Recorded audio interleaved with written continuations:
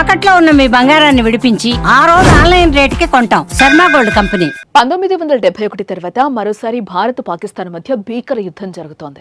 వాస్తవానికి ఈ యుద్ధం ఎవ్వరూ కోరుకోకపోయినా ఉగ్రవాదులకు మద్దతు పలికే పాకిస్తాన్ కయ్యానికి కాల్తువ్వింది. పహల్గాంలో జరిగిన దారుణ ఘటనపై ప్రపంచం నుంచి తీవ్ర విమర్శలొచ్చాయి.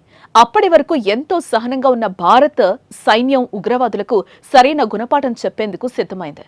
పహల్గాం ఘటనకు ధీటుగా భారత్ ఆపరేషన్ సింధూర్ పేరుతో పాక్ ఆక్రమిత జమ్మూ కశ్మీర్లోని 9 ఉగ్రవాద స్థావరాలపై దాడి చేసింది. ఆ దాడిలో 100 మంది ఉగ్రవాదులను మట్టుపెట్టింది. పాకిస్తాన్ ఆక్రోశంతో రగిలిపోయి దాడులకు తెగబడుతుంది. ఆపరేషన్ సింధూర్ తర్వాత ఇరు దేశాల మధ్య పరిస్థితులు ఉద్రిక్తంగా మారాయి.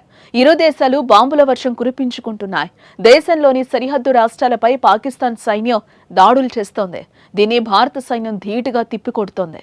జమ్మూ కశ్మీర్లో పాకిస్తాన్ మూకలు జరిపిన కాల్పుల్లో తెలుగు జవాన్ వీర మరణం పొందడంతో తీవ్ర విషాదం నెలకొంది. మురళీ నాయక్ మృతదేహాన్ని స్వస్థలానికి తరలించనున్నట్లు అధికారులు వెల్లడించారు. గురువారం అర్ధరాత్రి భారత్పై దాడులు మొదలుపెట్టింది. భారత్ పాకిస్తాన్ మధ్య మిసైల్స్, డ్రోన్స్ దాడులు మొదలయ్యాయి. అలాగే భారత్ పాక్ బోర్డర్లో ఇరు దేశాల సైనికుల మధ్య పెద్ద ఎత్తున కాల్పులు జరుగుతున్నాయి. పాకిస్తాన్ సేనలతో వీరోచితంగా పోరాడుతూ దేశం కోసం తన ప్రాణాలు ఇచ్చాడు తెలుగు వీర జవాన్ మురళీ నాయక్.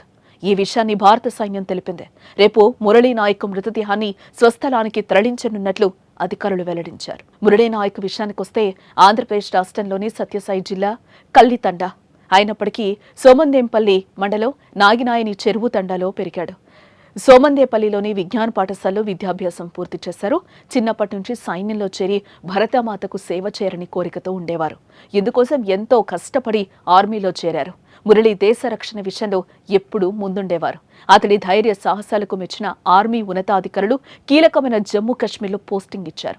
విధులు నిర్వహిస్తున్న మురళి పాక్ ముఖ్యులను ధైర్యంగా ఎదిరించే క్రమంలో ఒంట్లోకి బుల్లెట్లు దూసుకొచ్చాయి. అయినా లెక్క చేయకుండా శత్రు సైన్యంపై బుల్లెట్ల వర్షం కురిపించారు. తీవ్రంగా గాయపడిన అతడు యుద్ధ భూమిలో వీరమరణం పొందారు. మురళీ నాయక్ మరణ వార్త తెలిసిన స్థానికులు వీధుల్లో ఆయన ఫోటో పెట్టి నివాళులర్పిస్తున్నారు. దేశ రక్షణలో తమ బిడ్డ ప్రాణాలు కోల్పోవడంతో ఆయన తల్లిదండ్రులు శ్రీరామ్ నాయక్, జ్యోతిబాయిలు కన్నీరు మున్నీరుగా విలపిస్తున్నారు. ఈ దంపతులకు మురళి ఏకైక సంతానం.